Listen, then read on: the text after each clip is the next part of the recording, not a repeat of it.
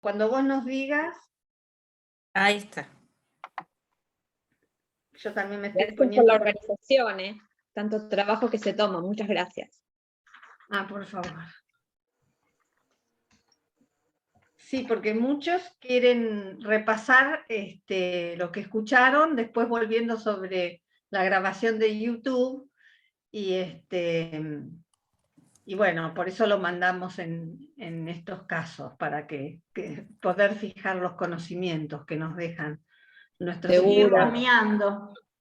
Sí, y Leandro Verdini es un genio, así que siempre aprendemos y te gusta volver a escucharlo. Bueno, está ahí, ¿viste? Te está escuchando. Ah, sí, me está escuchando. Sí. No voy a contestar por las dudas.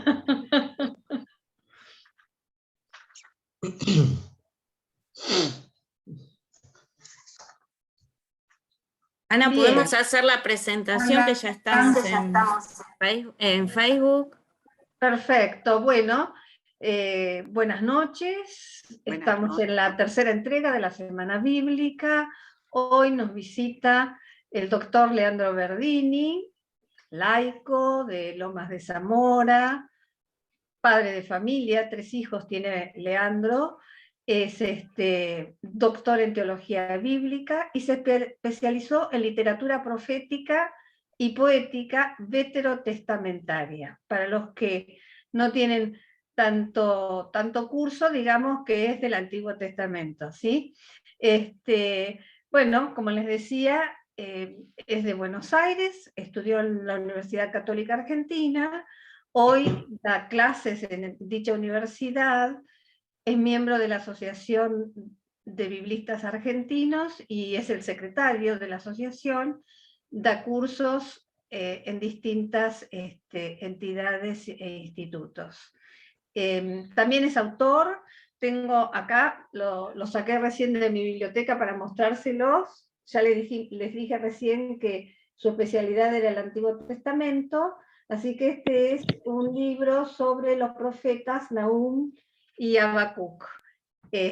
También sé que tiene otro que está trabajando, así que cuando sepamos que sale les pasaremos el dato para que lo disfruten. Bueno, los dejo con Leandro y disfrutemos de este encuentro con la palabra. Adelante, Leandro, bienvenido. Bueno, muchas gracias. Muchas gracias, Ana María. Te agrego, me dijiste que soy de Buenos Aires, de la diócesis de Lomas de Zamora, en la zona sur de Buenos Aires, y también miembro de Soledad Mariana, un movimiento de espiritualidad laical.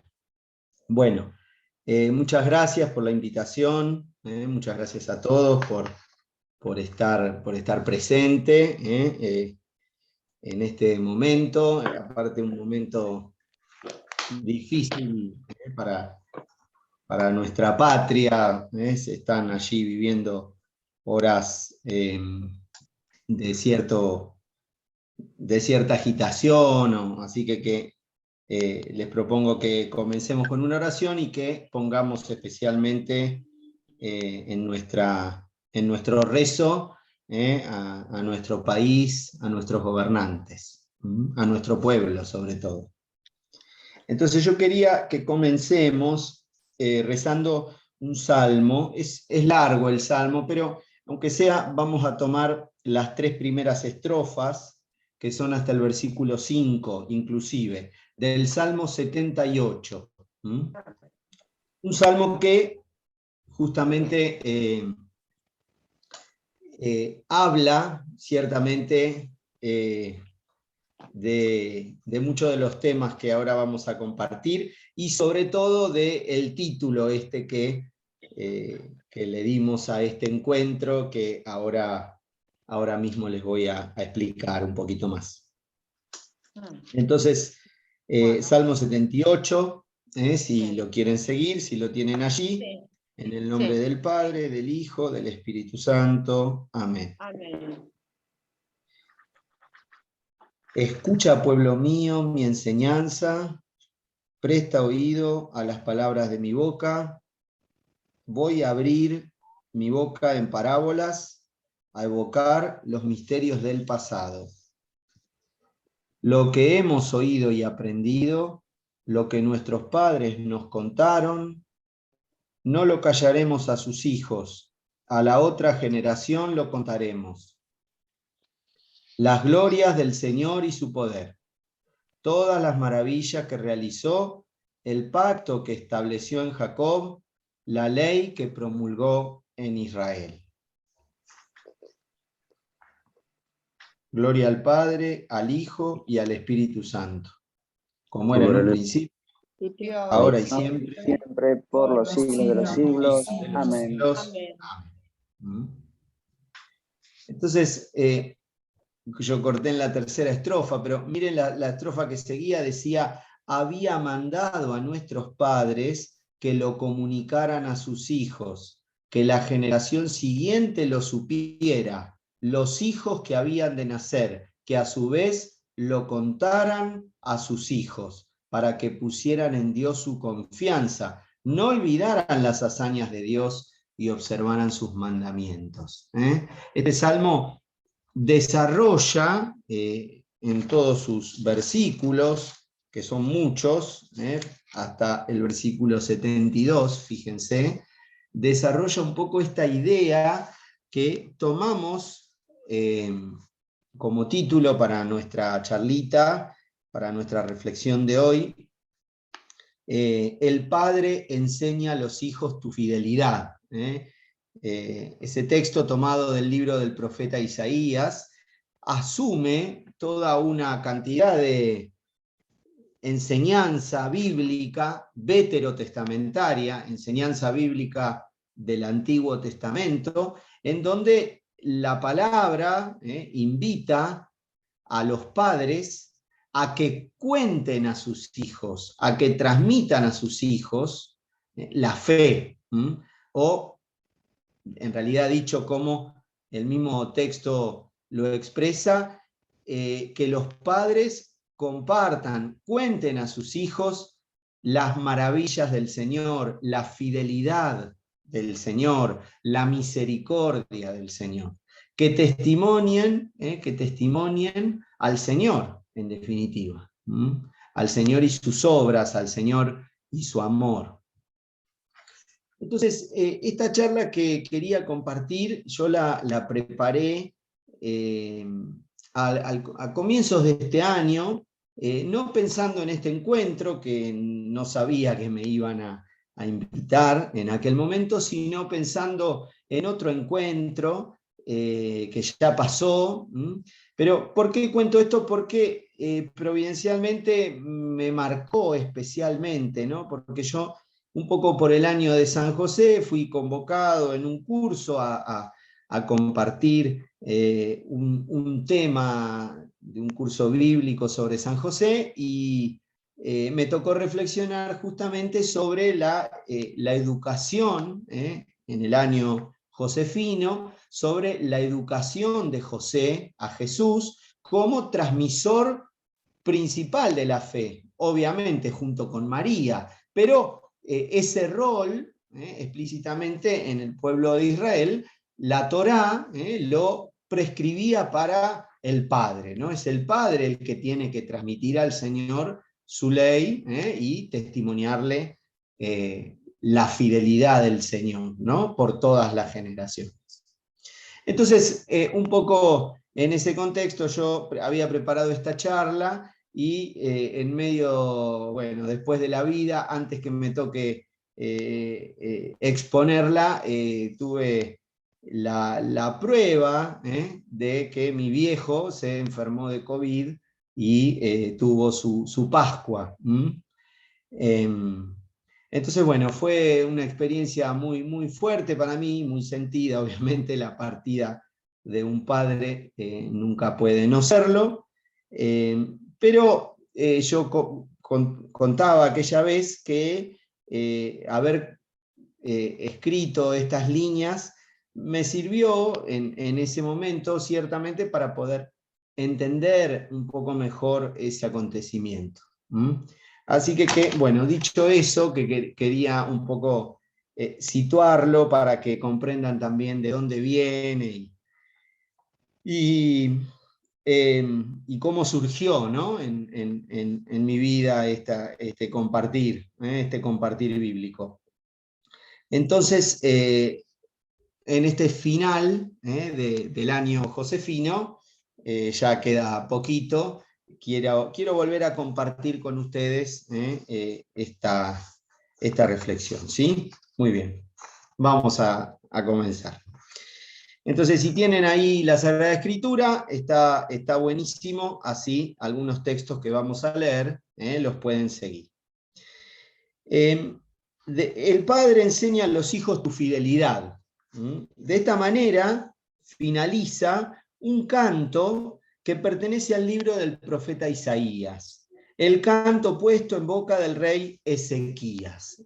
Ustedes lo tienen, si lo quieren anotar y después ver, en el capítulo 38 de Isaías. La narración de los acontecimientos bíblicos, las preguntas y sus respuestas, permite a los padres y a los hijos encontrarse. Las generaciones se encuentran a raíz de estas enseñanzas y estas interrogaciones. A lo largo de toda la narración bíblica se dirige una orden a los padres de contar a los hijos el paso salvífico del Señor. Veamos algunos ejemplos.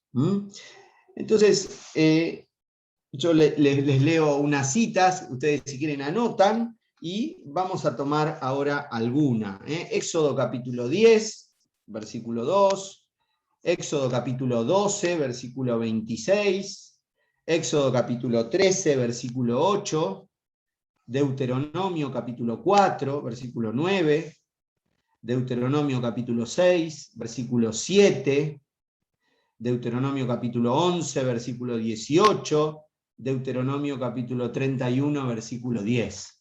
Ahí comienzan a leer en todas y van a ver hasta dónde, ¿no? Entonces, yo quiero mostrarles ahora, para que entiendan todo esto que comencé diciéndoles, por ejemplo, la primera del Deuteronomio, en el capítulo 4, versículo 9, el texto dice: pero ten cuidado y guárdate bien de olvidarte de estas cosas que tus ojos han visto, ni dejes que se aparten de tu corazón en todos los días de tu vida. Enséñaselas a tus hijos y a los hijos de tus hijos.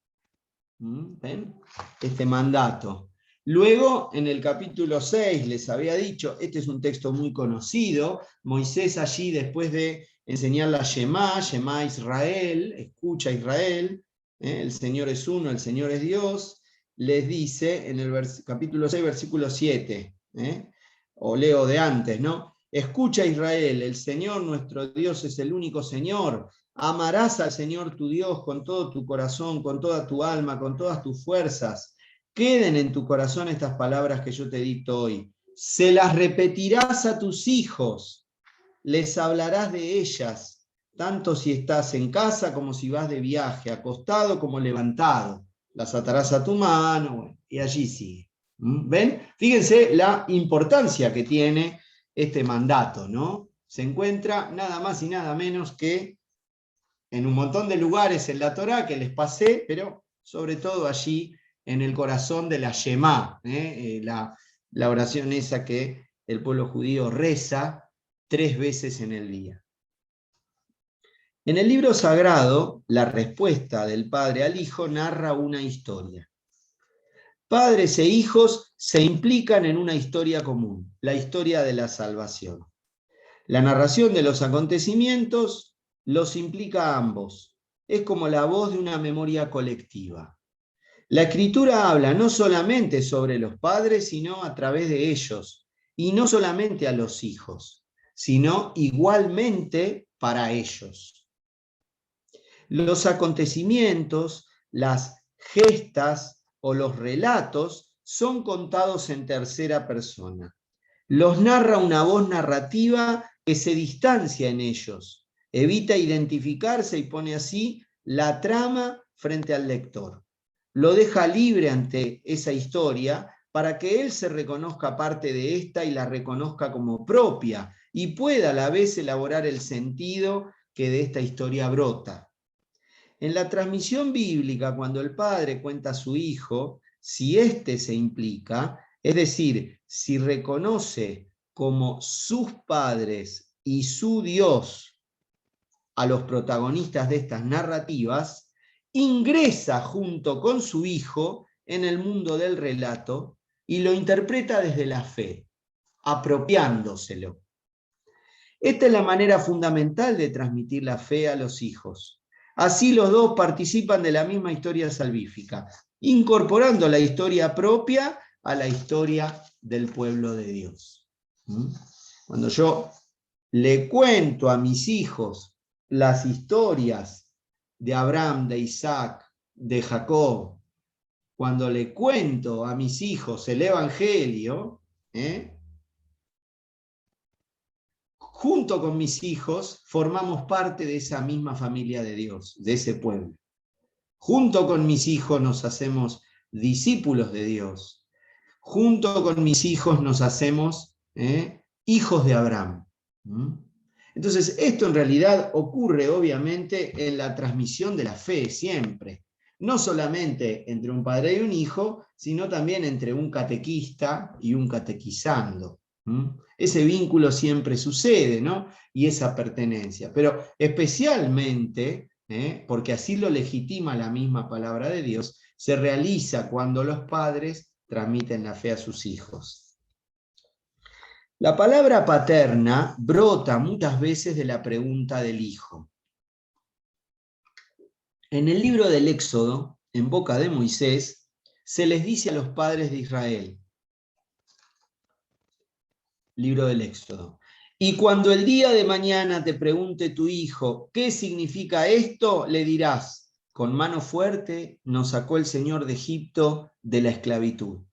En el rito, se llama el Seder de Pesaj, el rito que las familias judías realizan la noche, el día 14 del mes de Nisan, la noche de Pascua, ¿no? Antes de beber la segunda copa, vieron que hay varias copas, ¿no? Hay 4. Antes de beber la segunda copa, cuando comienza el rito que se llama del Magid,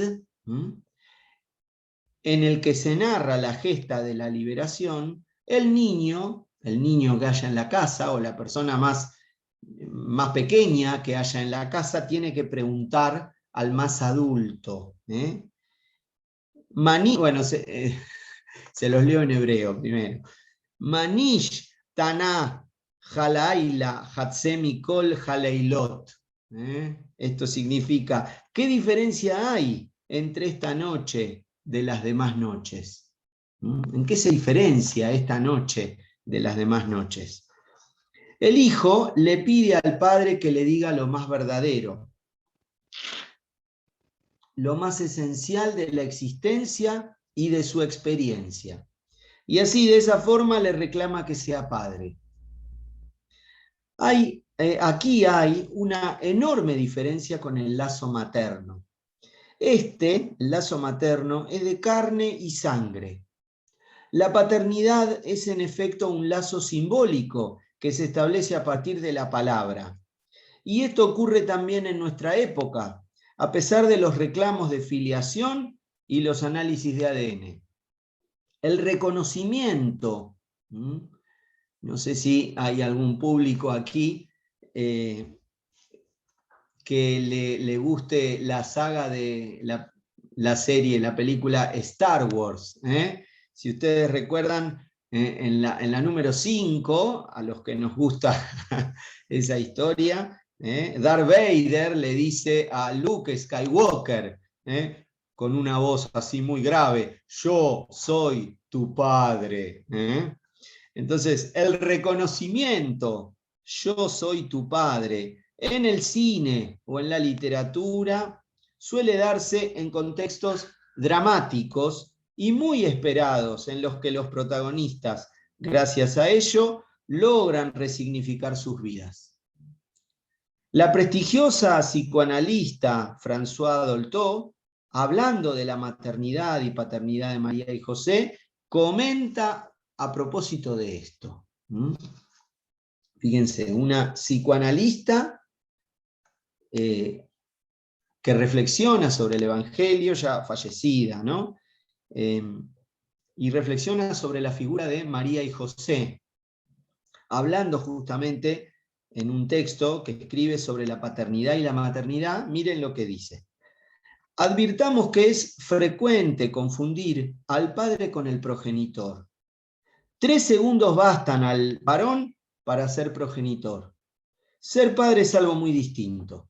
Ser padre es dar el propio nombre al hijo, pagar con el propio trabajo la subsistencia de ese hijo, educarlo, instruirlo, incitarlo a vivir, a desear. Es algo muy distinto de ser progenitor. Mejor aún, quizá si el padre es el progenitor. Pero la verdad es que solo hay padres adoptivos. Un padre siempre debe adoptar a su hijo. Unos lo adoptan al nacer, otros algunos días o algunas semanas después, otros cuando empieza a hablar, etc. Solo hay padres adoptivos.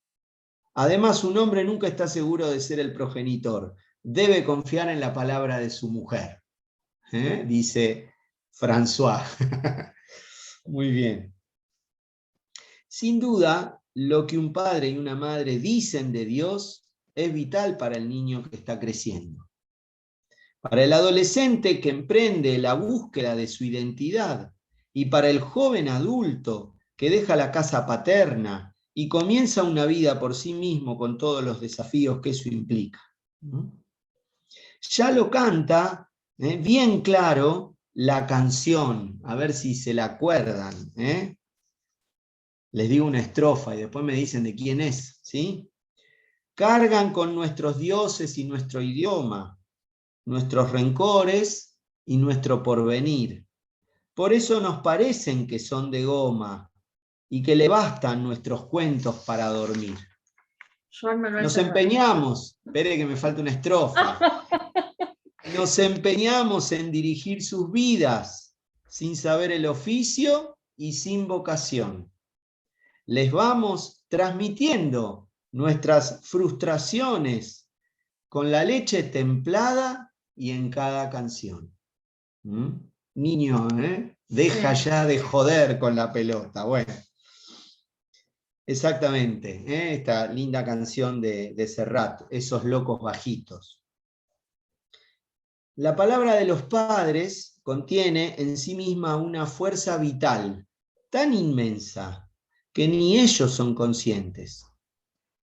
En estos tiempos son los dos quienes tienen esa responsabilidad narrativa, pues la fijeza de los roles, tal como en los tiempos antiguos, de a poco se fue superando. Si nos remitimos a la Biblia, allí puntualmente, la responsabilidad narrativa del padre es inseparable de su papel como iniciador de la ley.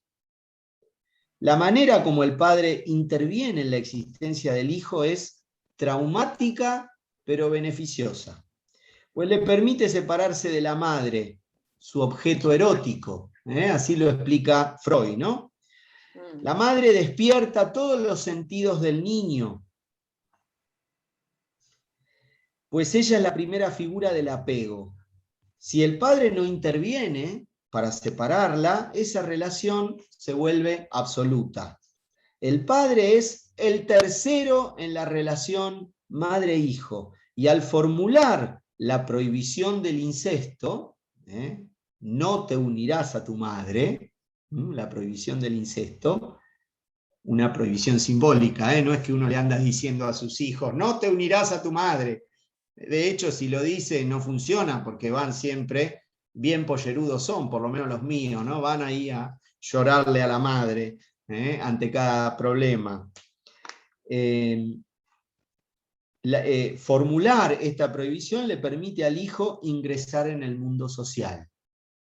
El padre es la figura de la ley, abrumadora, pero benéfica y saludable, imprescindible. Imprescindible. Quizás sí es importante que aquí nos detengamos. San José, el buen San José, le permitió a Jesús ingresar en el mundo social. Fue un instrumento de la divina providencia para que el niño Jesús crezca, psíquica y afectivamente sano. Junto a María, que le enseñó a amar, le enseñó a apegarse. José lo hizo descubrir persona, distinto. María le enseñó a apegarse, a amar con ternura, uniéndose, abrazando. José le enseñó justamente a descubrirse persona, distinto y por lo tanto capaz de relación con otros. José narró a su niño junto a María las maravillas de Dios. Así le permitieron descubrirse dentro de esa gran historia de salvación como uno más de su pueblo, peregrino de la misma fe. De hecho, el proceso madurativo de Jesús y de su conciencia fue el que lo llevó a distinguir en su identidad una vocación especial y propia.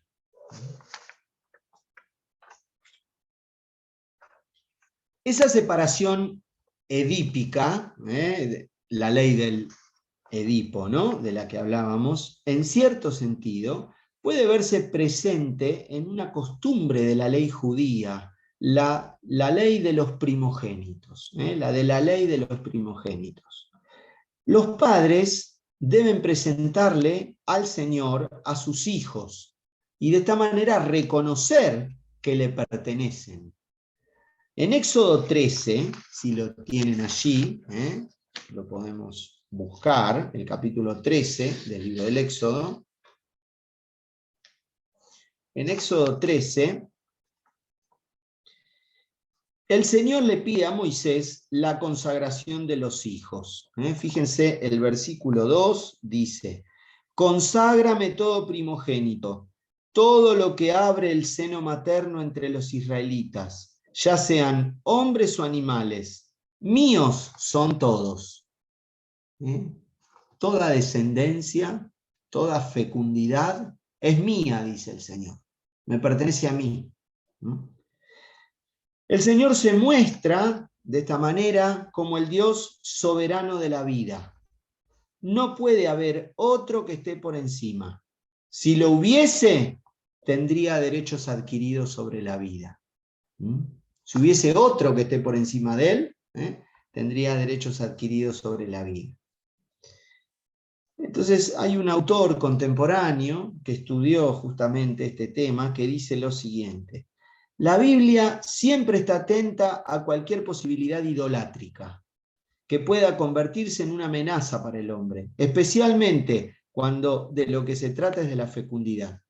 Por ello se expresa con claridad que el surgimiento de una primera vida es un acontecimiento que no pertenece al hombre, sino a Dios. El hombre no puede apropiarse de los primogénitos, tampoco de su ganado. Debe, por el contrario, manifestar el carácter sagrado de esos nacimientos, devolviendo cada primogénito por medio de un sacrificio. Fíjense que nosotros cristianos, seguramente todos los que están presentes hoy son cristianos, nosotros vivimos esto mismo en el bautismo de nuestros hijos. Si bien no representa exactamente lo mismo, pero de alguna manera esto mismo nosotros representamos, porque todo papá, toda mamá que van a la iglesia anotan a sus hijos para bautizarlo, de alguna manera lo que están haciendo es presentárselo al Señor, consagrárselo, pedirle a Él que lo bendiga. Siempre me acuerdo, en la facultad nos habían mandado a hacer un trabajo sobre el sacramento del bautismo, administrado a los niños, ¿no? Y habíamos tenido que hacer unas encuestas, y una respuesta que había llamado mucho la atención de una mamá soltera, muy simple, muy humilde, de origen muy pobre, ella nos había dicho, y aparte con poca formación, nos había dicho algo así, lo reproduzco más o menos como me acuerdo, ¿no? Se le preguntaba por qué quiere bautizar a su hijo y por qué le parece que eso es importante.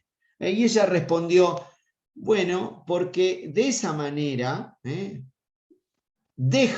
ella no había utilizado una palabra como, no me acuerdo, no quiero decir una bestialidad, ¿no? Pero era algo así, como que deja de ser un animal, no un animalito, ¿no? Pero como una criatura y se transforma en una persona. Ella no utilizó en esa respuesta, no había utilizado el término hijo de Dios, que hubiese sido teológicamente correcto, ¿no? Nosotros decimos, bueno, en el bautismo dejamos de ser simples criaturas, hombres, para transformarnos. No es que se anula nuestra humanidad, sino que pasamos a ser hijos de Dios. Y por eso hay una nueva criatura, hay una nueva creación, ¿no? Eso mismo dice San Pablo. Bueno, esta mujer percibía, ¿no?, eso y lo formulaba un poco de esta manera, ¿no? La criatura pasaba de una situación de precariedad, de brutalidad o de cierta animalidad para pasar a tener una cercanía mayor con Dios, porque ella se lo estaba entregando, ¿no? Entonces, y obviamente que esa entrega lo mejoraba, lo bendecía, lo protegía. Entonces, bueno, esto mismo nosotros lo vivimos en el bautismo, ¿no? Como es obvio, este sacrificio se detiene ante el ser humano. Ahí el Éxodo dice que al primogénito hay que sacrificarlo. Entonces, por la duda lo aclaro, ¿no? Como es obvio, este sacrificio se detiene ante el ser humano. A diferencia de los animales, los hijos se presentan al Señor. Rescatarás todo primogénito de entre tus hijos. Este gesto simbólico es el que José y María, si ustedes recuerdan, cumplieron con su hijo en el Evangelio de Lucas, cuando el niño fue presentado en el templo, ¿no? Esa fiesta litúrgica que celebramos el día 2 de febrero, la presentación del niño en el templo. Este memorial recuerda que nada, absolutamente nada, pertenece al ser humano. Todo es de Dios, sobre todo aquello fecundo expresado en los primogénitos del rebaño. De aquí que esta ley se debe comprender a partir de la epopeya del Éxodo, pues Él es quien hace fecundo, y Él por su gesta desplegó su fecundidad en el rescate de su pueblo. Cuando el Señor envía a Moisés ante el faraón, en el capítulo 4, el Señor lo envía, fíjense, con este mandato. Esto está en el versículo 22. Le dirás al faraón, le dice el Señor a Moisés, así dice Yahvé, mi hijo primogénito es Israel. Por eso yo te digo, deja salir a mi hijo para que me dé culto. Si te niegas a dejarle salir, yo daré muerte a tu hijo primogénito. Como saben, la última de las plagas fue la muerte de los primogénitos. En la epopeya del texto, lo que se está representando justamente es que la fecundidad del Señor, que se expresa en la vida de Israel, en la vida de su hijo primogénito, su pueblo que es salvado, que es sacado, como que se lo saca del útero, y se lo hace salir a la luz, pero en vez de sacarlo por el canal de parto, lo saca haciéndolo cruzar el río, y dejando de ser esclavo y pasando a ser un hombre libre, ¿no? Bueno, por eso es un nacimiento el Éxodo, por eso fue pensado como un nacimiento. Cuando el Señor, entonces, reconoce a Israel como su primogénito, reconoce que allí está su propia fecundidad. Y el faraón no puede ser fecundo, porque si fuese fecundo sería más fecundo que el Señor y estaría por encima de él. El faraón representaba una divinidad. en la antigüedad. Entonces, por eso el relato bíblico elimina a los primogénitos de Egipto, porque eliminando a los primogénitos se elimina la fecundidad del faraón, y se quiere justamente enarbolar la bandera de que el Señor es el que está por encima de todo, y es el único fecundo. Bueno, esto obviamente no hay que pensarlo históricamente, ¿no? Hay que pensarlo simbólicamente en el texto. El libro del Éxodo es una epopeya. Entonces, muchas de las cosas que podemos encontrar allí son creaciones, artefactos literarios que el texto nos ofrece para que pensemos un elemento teológico fundamental. Muy bien. Seguimos entonces, aquí.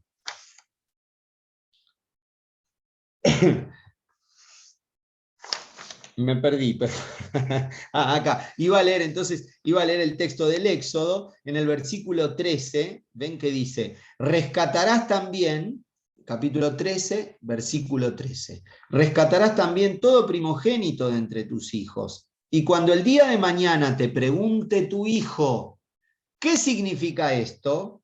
Le dirás, con mano fuerte nos sacó el Señor de Egipto de la esclavitud. Como el faraón se obstinó en no dejarnos salir, el Señor mató a todos los primogénitos en el país de Egipto, desde el primogénito del hombre hasta el primogénito del ganado. Por eso yo sacrifico al Señor todo primogénito macho del ganado y rescato todo primogénito de mis hijos. Esto será como señal en tu brazo y como recordatorio en tu frente, porque con mano fuerte nos sacó el Señor de Egipto. ¿Ven cómo está profundamente relacionado con la pregunta del hijo y con aquello que hay que testimoniar? Por eso la fecundidad se encuentra en el Señor, y sin el Señor nada podemos hacer. Esa es la verdad acerca de todos los hijos, y para todos ellos, no solo para los primeros, todos son rescatados. También los segundos, los terceros, los cuartos, todos los que tengan, todos los hijos, porque todos fueron salvados por el Señor.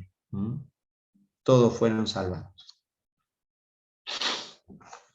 Esta ley que comentábamos, la ley del rescate de los primogénitos, debe llevarse a la práctica después en la vida de cada niño. Hay un camino que el padre recorre con su hijo y nunca deben olvidar a quién pertenece toda vida. Este es un itinerario vital que puede durar mucho tiempo. Frente al hijo que se interroga, que crece y se pregunta cuestiones cruciales para él, el padre se descubre a sí mismo como tal. Se descubre como único, como papá de ese niño. Nadie puede responder en su lugar, ningún otro ser humano, solo Dios. En su infinita responsabilidad, el Padre tiene una cita con aquel que antes que nadie responde por el Hijo. El Padre tiene que responder por su Hijo y tiene que responderle a su Hijo algunas preguntas. Podríamos agregar a esto o explicarlo postrándonos junto con el apóstol Pablo, que en la carta a los Efesios dice que se pone de rodillas delante del Padre, de quien procede toda paternidad en el cielo y en la tierra. Aquí, en esta responsabilidad paterna, se encierra uno de los secretos bíblicos de la paternidad, la muerte del Padre. La muerte del Padre, su aniquilamiento absoluto. Recuerden la parábola lucana, si no, la herencia solo se reparte en caso de muerte. Y el hijo menor pidió su parte antes de tiempo. Cara dura ese muchacho, ¿no? Padre, un hijo le dijo a su padre, padre, dame la parte de la herencia que me corresponde. Y el padre le podría haber dicho, pero me tengo que morir para eso. Me estás matando, hijo. Pero dice el texto que sin decir Nimú, el padre, repartió sus bienes. ¿Ven? El padre se aniquiló, el Padre Dios, en la parábola. Esta eliminación paterna se realiza en realidad para que emerja el Padre. El Padre con mayúscula. La Escritura lo enseña con una de las narraciones más escalofriantes, más maravillosas y sublimes, que si bien se encuentra bastante al comienzo, ocupa, según mi criterio, si la vida fuese un libro, las páginas finales de cualquier itinerario vital.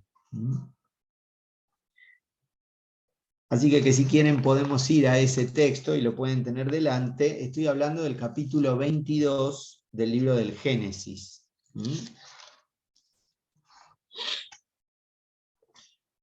De todas las preguntas que un hijo puede hacer a su padre, la que Isaac le formuló al viejo Abraham debe ser de las más desgarradoras que se pueden formular. El niño le preguntó, allí lo tienen en el versículo 7, en el versículo 7. El niño le preguntó, Padre, ¿qué pasa, hijo? Respondió, aquí está el fuego y la leña, pero ¿dónde está el cordero para el holocausto? La cuestión es que el Señor le tendió una trampa al pobre viejo, al pobre Abraham. Los lectores somos de entrada avisados de semejante trastada. En el versículo 1, cuando el relato comienza, dice, transcurridos estos acontecimientos, Dios tentó, o traducen, es el verbo hebreo nasá, lo traducen por puso a prueba, que también sería correcto, ¿no? Dios tentó a Abraham. Le dijo, Abraham, él respondió, aquí estoy. Después añadió, toma a tu hijo, a tu único, al que amas, a Isaac, vete al país de Moria y ofrécelo allí en holocausto en uno de los montes. Pero Abraham no sabía que era una prueba. Lo sabían todos. Todos los que leen el texto lo saben de entrada. Dios lo sabía, que era el que estaba tendiéndole la prueba. El narrador que escribe el texto también lo sabe, porque nos lo cuentan los lectores. Pero el viejo no lo sabe, si no, no sería una prueba. Posiblemente, si no fuese por esta aclaración, el texto no hubiese podido ser resistido por nadie, y menos aún acreditarse para formar parte del canon bíblico. El Señor le pide a Abraham que le ofrezca lo que más ama, su único hijo, Isaac. Fíjense, ¿por qué caí en este texto? Estábamos hablando antes de la ley de primogenitura, ¿no? Que había que entregarle al primogénito al Señor. Era un signo de que lo rescato a mi hijo. Ese rescate era, te lo ofrezco a vos, Señor, y en ese ofrecimiento mi hijo entra a formar parte de ese caudal de vida y de libertad que representa el Éxodo. O sea, entra a formar parte del pueblo de Dios, porque ahora le pertenece al Señor. Es hijo del Señor, porque Israel es su hijo primogénito.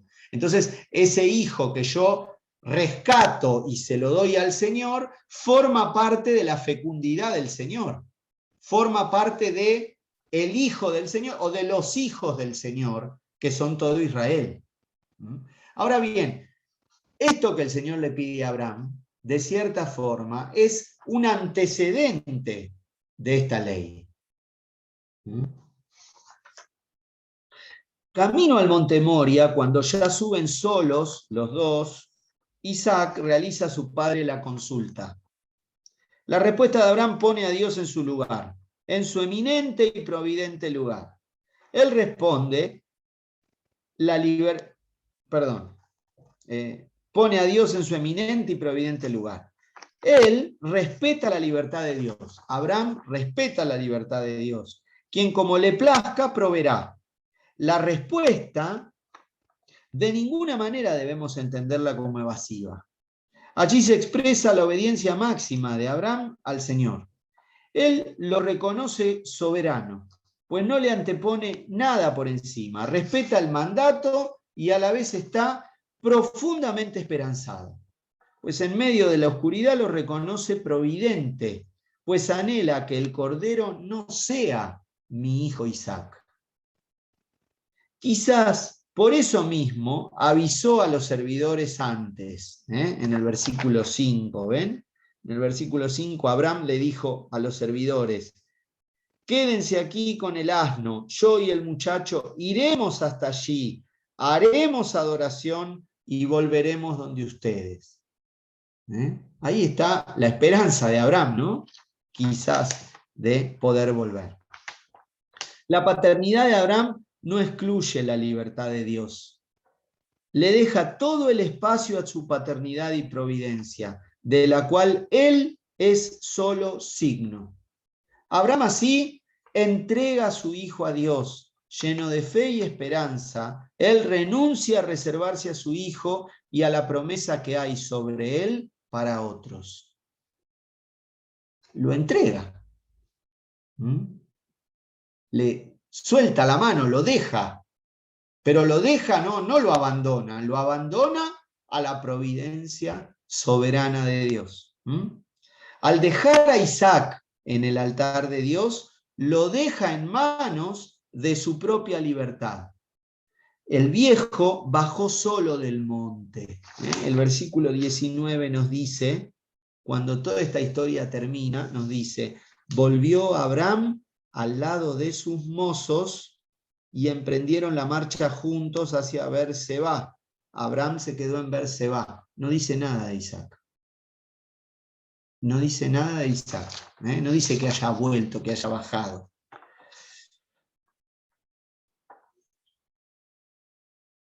Isaac tomó su propio camino.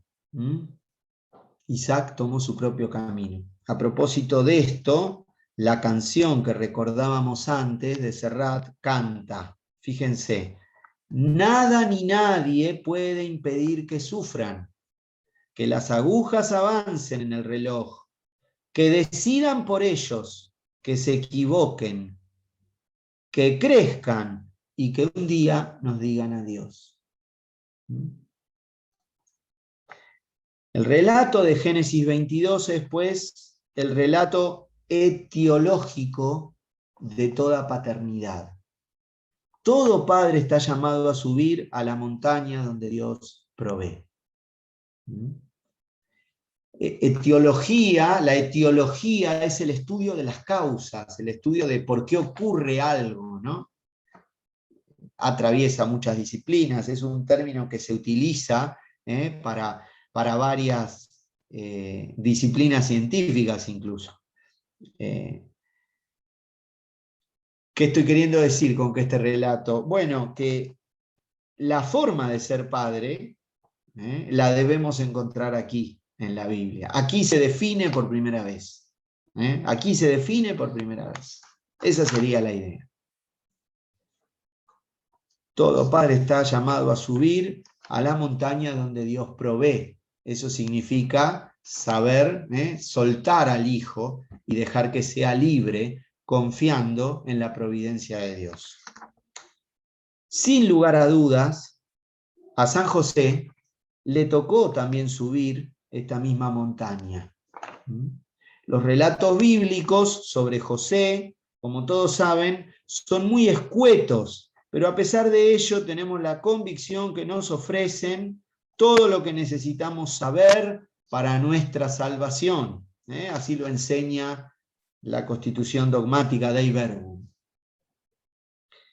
A partir de los relatos que contamos, los relatos de San José que contamos, quisiera precisar 3 circunstancias que nos ayudan a pensar cómo José, el padre nutricio y providente, también tuvo que subir el monte Moria para poner a su hijo Jesús en las manos de Dios. Primera, en aquella noche en que planeó abandonar a su prometida por estar embarazada, José se corrió con discreción para cuidarla. Y si bien sabía lo que la amaba a María y de lo que ella era capaz, José soltó a María y se durmió, se abandonó. Triste, por cierto, pobre hombre, imagínense lo que debe haber sido esa noche, hasta que se quedó dormido. De esa forma, abandonando a María en secreto, pero como hombre justo, no como hombre rencoroso y vengativo, sino como un hombre justo, dando lugar a Dios, de esa manera, Dios pudo tener lugar para su proyecto y ser él mismo el que lo convocó a José, en la noche de José, y lo invitó a soñar a José, con su paternidad y con la paternidad, con su paternidad sobre Jesús. La segunda, cuando joven, Jesús, su hijo, no fue visto por 3 días, se había perdido en el templo, lo buscó angustiado junto con María hasta que lo encontraron con su esposa en el templo. Seguramente José allí comprendió, tal como dice Jesús a María cuando lo interroga, es necesario que esté en la casa de mi padre. Allí Lucas utiliza en ese texto una forma literaria, una forma teológica que es común en su obra, en el Evangelio y en los Hechos de los Apóstoles. Este es necesario, que suena varias veces en el Evangelio de Lucas, y que alude justamente a un designio divino, a un designio que implica un proyecto salvífico,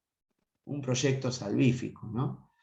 Un proyecto que Jesús le estaba madurando y que a la vez le estaba siendo develado, y que sus padres entendieron que debían correrse para dejarlo ser y vivir su propio llamado, su propia vocación. La tercera, finalmente, a lo largo de todos los evangelios, podemos ver a Jesús, el hijo del carpintero, o también el hijo de José, como lo llama Juan, en el capítulo 6, versículo 42, el evangelio de Juan, el hijo de José. Lo vemos a Jesús abrazar el proyecto del Padre para sí, respondiendo con obediencia y generosidad absoluta en la entrega de su propia vida. Nos cuenta la carta a los Hebreos, en el capítulo 5, dice que pues, aunque era hijo, aprendió la obediencia a través del sufrimiento. De este modo, alcanzada la perfección, se convirtió en causa de salvación eterna para todos los que le obedecen. Jesús logró formular, entonces Jesús aprendió a obedecer al Padre porque aprendió a obedecer en su vida, porque aprendió de otro la obediencia testimoniada, porque fue educado en esa obediencia, no obediencia como un acto infantil en el sentido de que el hombre no piense, no, sino una obediencia libre, una obediencia donde cada uno, soberano de su propia vida, se somete a la voluntad de Dios, libremente, haciendo uso de su libertad, sabiendo que sólo así alcanzará la perfección, la plenitud. Jesús logró formular en una palabra que tenemos en el Evangelio de Marcos, un legado para toda la humanidad.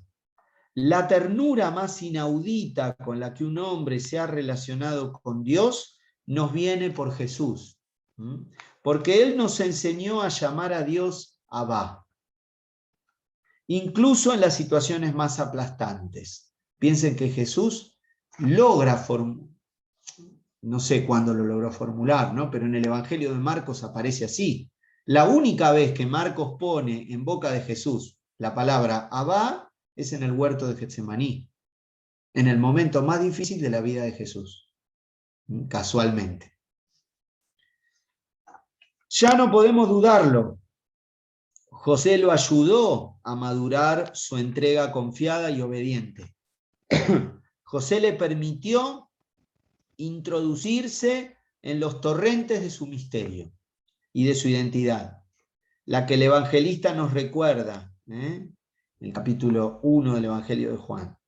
Nadie ha visto jamás a Dios, lo ha contado el Hijo único que está en el seno del Padre.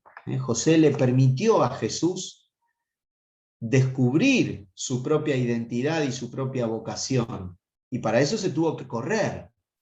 Y Jesús descubrió su misterio divino y descubrió humanamente su filiación divina y nos la regaló, nos la contó, nos la reveló. Nadie ha visto jamás a Dios, el que lo ha revelado, Jesucristo, el Hijo que está en el seno del Padre. Todo padre, igual que José, debe responder a su hijo. La pregunta del hijo tiene que ver con su propio destino y con el plan de Dios sobre él. El padre debe, para ello, educarlo en la fe. Siempre lo precede y es quien más interesado está en la vida plena del hijo. Estos procesos vitales configuran la fe de nuestros hijos. El Santo Padre Francisco, en su bellísima carta que nos regaló el año pasado, Patris Corde, cuando convocó aquel 8 de diciembre al año de San José, al año josefino, nos dice, hablando del Padre en la sombra, un título que pone muy lindo, el Padre en la sombra, y nos dice así: cada niño lleva siempre consigo un misterio, algo inédito, que solo puede ser revelado con la ayuda de un padre que respete su libertad. Un padre que es consciente de que completa su acción educativa y de que vive plenamente su paternidad solo cuando se ha hecho inútil. Cuando ve que el hijo ha logrado ser autónomo y camina solo por los senderos de la vida. Cuando se pone en la situación de José, que siempre supo que el niño no era suyo, sino que simplemente había sido confiado a su cuidado. Solo de esa manera, aprendiendo a morir, seremos capaces de testimoniar la fidelidad de Dios. Bueno, muchas gracias. Muchas gracias, Leandro. Realmente espero que todos hayamos podido enriquecernos con esto que era el objetivo, el tema del vínculo, como las escrituras nos hablan de este vínculo tan inmenso como la paternidad, ¿no? Y nos pudiste llevar de la mano para disfrutarlo e incorporarlo en nuestro corazón. No sé si alguien tiene alguna pregunta. ¿Tenés unos minutitos, Leandro? Sí, no? Sí, claro, por eso, sí, tenemos tiempo, si lo alguien que tiene quieran. Les agradezco, estaba viendo ahí en el chat, muchas gracias por todo, sí, por todo lo que me dicen allí. Sí.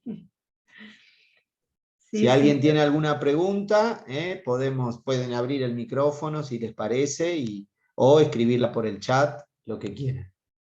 A ver que me fijo en Facebook si hay preguntas. Lo mismo, exacto, sí, en Facebook también.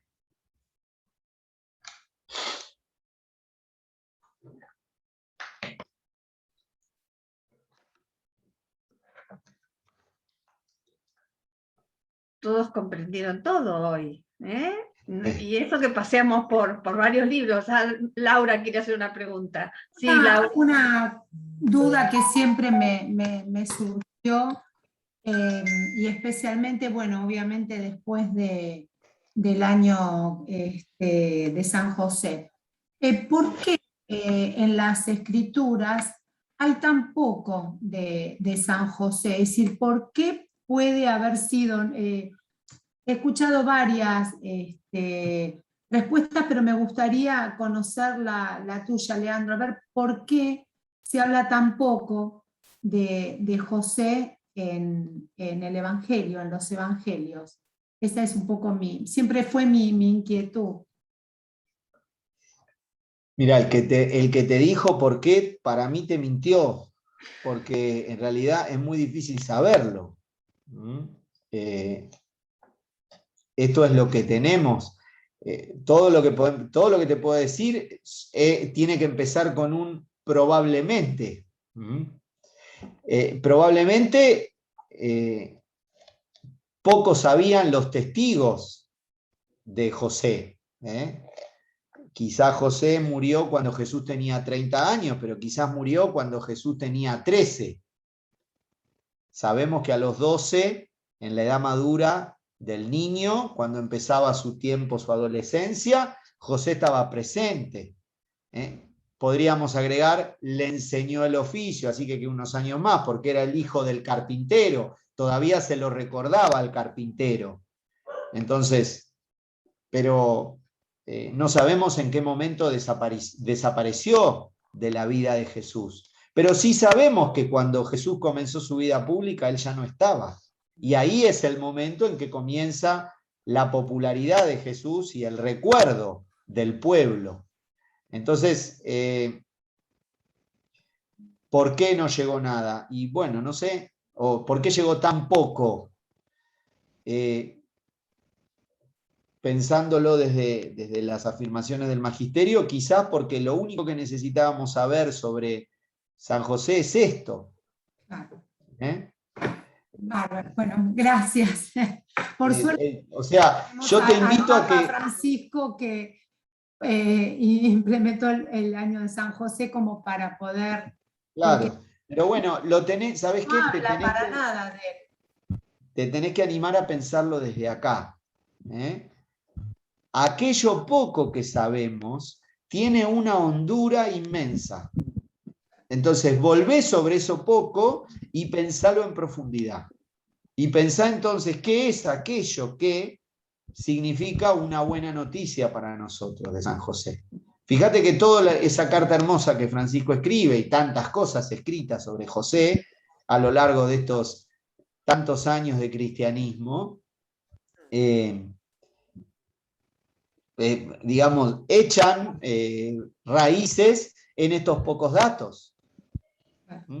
Pero es tanto lo que se ha dicho sobre San José que esto también, digo, hay que mirarlo de manera contemplativa, el misterio de José. Estas cosas, cuando es poco lo que hay y se hace difícil entenderlo, hay que animarnos a mirarlo desde la fe enamorada, desde una mirada contemplativa. Así que eso es lo que me surge decirte, para tratar de que vos encuentres en estas pocas líneas que nos ofrece el Nuevo Testamento sobre José, algo de su misterio. Pedile a José que te dé parte en la intimidad de su secreto, en la intimidad de su misterio.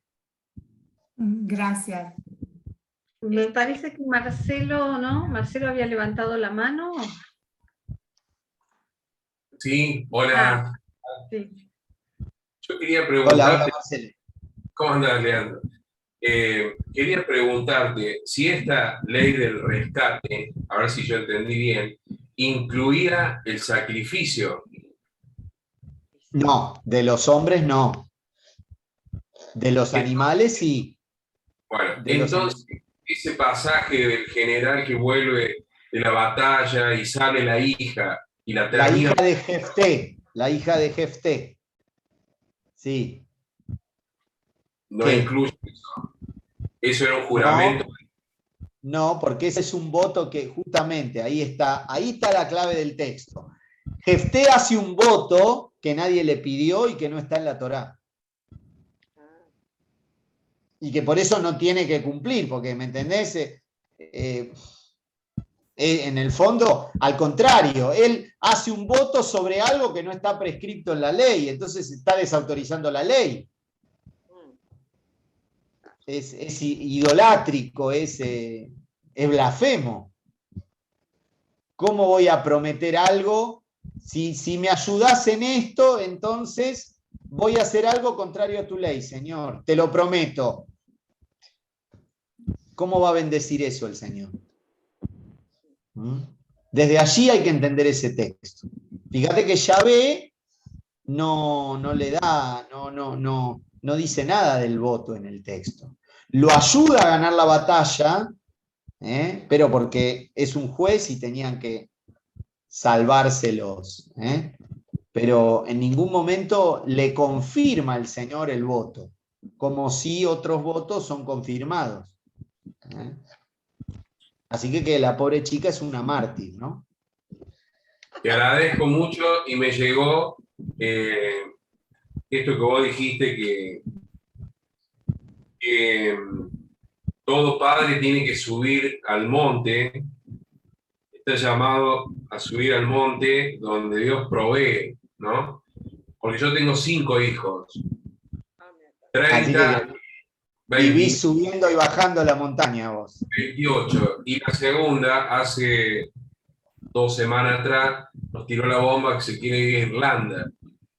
Así que, bueno, cuando dijiste esto, realmente fue muy, muy consolador. Bueno, que el Señor te dé sabiduría para acompañarla. Gracias.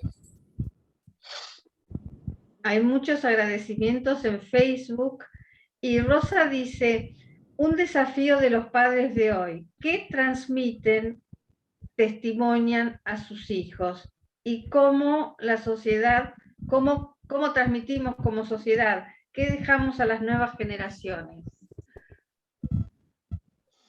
Bueno, ya nos dio la clave, me parece, Leandro, de lo que tenemos que transmitir, ¿no? Sí. Sí, y bueno, la sociedad que transmite es una pregunta difícil, ¿no? Y sumamente ambivalente, porque a veces cuando generalizamos, nos olvidamos que hay a mí, para responder esas cosas, siempre me suena un apotegma de un padre del desierto, creo que está en los apotegmas de Abba Antonio, el padre Antonio, ¿no? Que es el más famoso de los padres del desierto, que creo que es él, pero bueno. El apotegma cuenta algo así, ¿no? Hace una oración este abad, este monje del desierto, parecida a la de Elías. Señor, acá estoy yo en el desierto, y como estoy acá solo y quedo yo solo, soy el único que vino al desierto, el único que te rinde culto, el único que te alaba. Y entonces el monje tiene una revelación, ¿no? Una palabra así, y el Señor le dice, hay 1000 personas como vos, que vos no conocés en ningún lado, que rezan todos los días el Kyrie eleison, el Señor ten piedad. Entonces, bueno, esto, digo, a veces uno dice, el mundo está perdido, el mundo no tiene arreglo, el mundo es una porquería, ¿no? Y bueno, el Señor dice, ¿qué sabés vos del mundo si no lo ves completo? Y yo suscité, mi espíritu suscitó un montón de gente buena, anónima, que vos no conocés, que allí está haciendo su obra, y que a partir de ellos va a comenzar un proceso renovador, un proceso de salvación. Entonces en eso hay que tener siempre una mirada optimista, porque la última palabra la tiene el Señor, ¿no?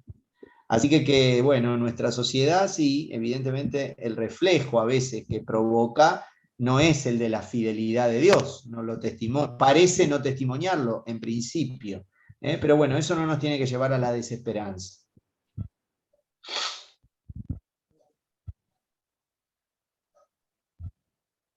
Muy bien. Bueno. Sí, yo quería hacer una consulta. Yo estoy convencida de que uno, más que por la palabra, transmite por el ejemplo, ¿no? Y estoy en crisis total. Yo tengo, bueno, edades complicadas, 14 y 11 años, mis hijos. De chiquitos rezábamos el Padre Nuestro, me acompañaban a la catequesis, participaban, eran chiquitos, ¿no? 5 años, 6, participaban en las canciones, cantaban conmigo, etcétera, etcétera. Bueno, ahora ninguno de los dos quiere saber nada con la iglesia y con nada que se le parezca, ¿no? Entonces, bueno, me conflictúa bastante porque siempre traté de no ser obsesiva con el tema. Yo creo que ellos disfrutaban cuando me acompañaban, ya te digo, cantaban conmigo, me acompañaban en la música, ayudaban al cura, y ahora están como que no, el nene no me quiere tomar la comunión, por ejemplo. Imagínate, catequista y todo lo demás que uno hace y profesa, y yo qué sé, siento que, bueno, no pude ser por ir ejemplo, no sé, la verdad que no entiendo.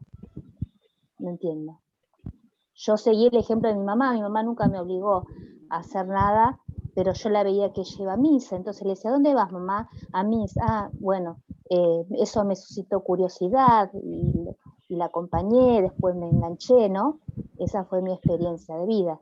Y con ellos no sé qué pasó. No sé qué decirte, simplemente que bueno, hay muchos elementos que hay en el medio, ¿no? Y que pueden, vos me decís, bueno, ¿y por qué yo con mi mamá tal cosa y ellos conmigo? Y yo qué sé. Hay muchas circunstancias que son ajenas y también te son ajenas a vos. Y en definitiva, te entiendo la preocupación o a veces el dolor, ¿no? Y para los papás que somos creyentes, a veces aceptar que nuestros hijos no vivan la vida de la fe puede ser un dolor inmenso, un dolor inmenso. Pero bueno, están en las manos de Dios y debemos rezar por ellos. Y acordate lo que hizo Santa Mónica, que rezó tanto por la conversión de su hijo Agustín, hasta que después Agustín se convirtió. Podría no haberse convertido, ¿no? Pero bueno, esa oración igualmente el Señor la escucha. Entonces, un poco parecido. Me parece que ante esas situaciones también los papás tenemos que no ponernos tan tensos o ansiosos y simplemente pedirle al Señor sabiduría, que nos dé el don de su sabiduría para poder guiar a nuestros hijos con perspicacia, con cierta astucia, y bueno, y Él los irá conduciendo hacia su amor de la manera que a Él le parezca mejor. No sabemos cuándo van a llegar, pero Él siempre nos atrae. Acordate, en el Evangelio de Juan dice Jesús que cuando Él es levantado en alto, atrae a todos hacia sí. Bueno, esa atracción en algún momento se va a realizar en toda la humanidad. Entonces... Bueno, gracias. Es cuestión de esperar. Creo que había una pregunta más de Hugo. ¿Puede ser? Hola. Sí, te escuchamos. ¿Qué tal? Sí, hola Hugo. Estoy usando el auricular de mi hijo, tipo gamer, entonces estoy acá. Está muy bien. El joven. Ahí. Bueno, una consulta me hizo recordar a una frase que decía, y me suscitaba la pregunta, ¿no? ¿Por qué Dios no perdona el sacrificio de Abraham, ¿no? De su hijo Isaac, y no el sacrificio de Jesús, ¿no? Pero bueno, después ya sabemos la respuesta al final, ¿no? Pero me quedaba, ¿no? Porque son 2 entregas y bueno, perdona a uno y no a otro, pero bueno. Ya bueno, ahí te hago una pequeña... Sí. Primero, no utilices el verbo perdonar. Dios no tiene ahí que perdonar. Claro. Lo de Abraham era una prueba, una estrategia, una prueba, y no ocurrió. Nosotros, la tradición cristiana, muchas veces leyó el acontecimiento de la cruz a la luz de ese relato, ¿no? Pero ahí vos a Dios no lo tenés que ver en el lugar de Dios, justamente, sino lo tenés que ver en el lugar de Abraham. El Padre del cielo, cuando su hijo está en el altar de la cruz, tiene el corazón roto como Abraham. Está bien. Tiene el corazón roto. Entonces, no lo pienses a Dios allí como un Dios que aparte es herético, te diría, un Dios con sed de sangre, que quiere el sacrificio, no, todo lo contrario, no. El apóstol Pablo tiene ahí, a mí me ayudó mucho para pensar, y siempre utilizo como respuesta, ¿no? En la segunda carta a los Corintios, siempre cuando la gente se pregunta, bueno, ¿dónde estaba el Padre ante la muerte de su Hijo en la cruz? Que unos dicen, bueno, estaba arriba, porque estaba enojado con el hombre, quería derramar su ira, pero Jesús crucificado muere, y entonces de esa manera se derrama la sangre, y uno hace todo ahí el inventario del sacrificio. Bueno, no, Pablo tiene otro pensamiento. Entonces, cuando vos te preguntes, ¿dónde estaba Dios en la muerte de su Hijo? Mirá lo que dice el apóstol Pablo.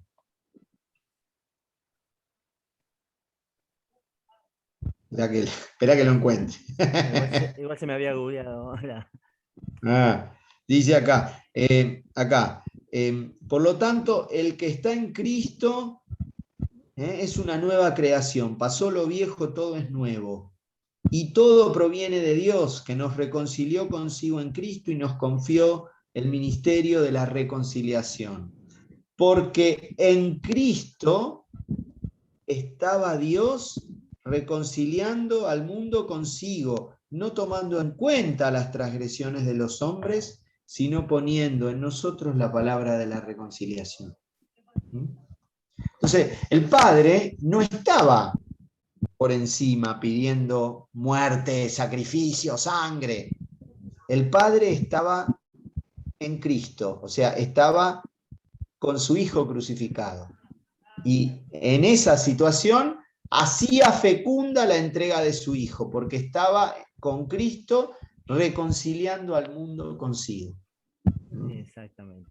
Bueno, y la otra frase que me gustó, que cuando dice Marcos pone el nombre de Abba, que dice Jesús, Abba en el momento más difícil, ¿no?, de su vida. Bueno, también nosotros como padres, a veces también en el momento, nuestros hijos cuando están preocupados y demás, recurren a nosotros, decir, papito querido, o como recurríamos nosotros, ¿no?, cuando estábamos en problemas más difíciles, o yo cuando estaba mi viejo con vida también, ¿no?, en momentos complicados, o así acá en mi casa, iba a preguntarle cosas y demás, iba a decir, papito querido, ayúdame que en esta te necesito. Y bueno, en esa oración, bueno, me recordó mucho justo en ese momento. Exacto, Así que, bueno, sí. Nada. Tal cual, así fue esa oración de Jesús. Gracias. Con esa misma ternura y confianza, cercanía, ¿no? Bueno, muchas gracias. Muchísimas gracias, Leandro. No les contamos que somos compañeros en el Departamento Nacional de Animación y Pastoral Bíblica, por eso es una alegría que vengas a Morón por Zoom. Pero ya veremos de encontrarnos algunas otras veces. Muy agradecidos y bueno, nos vemos pronto si Dios quiere. Sí, muchas gracias. A todos. Y muchas gracias a todos. Tenemos otra entrega. Muchísimas gracias. Sigan con fuerza, siguiendo al Señor y sirviendo a su palabra. Muchas gracias. Chao, gracias. Gracias. Buenas noches. Gracias. Gracias, muchas gracias. También.